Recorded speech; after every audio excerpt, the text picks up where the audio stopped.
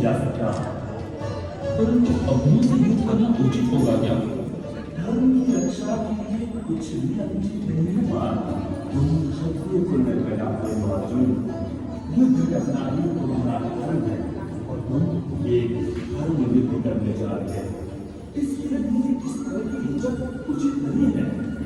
अपने बारे में व्यवहार से धर्म युद्ध करा दो।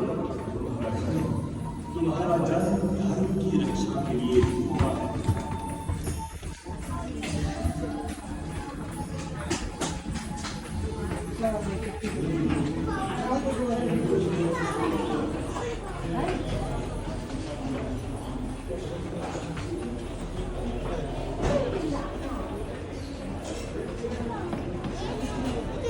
Vale, la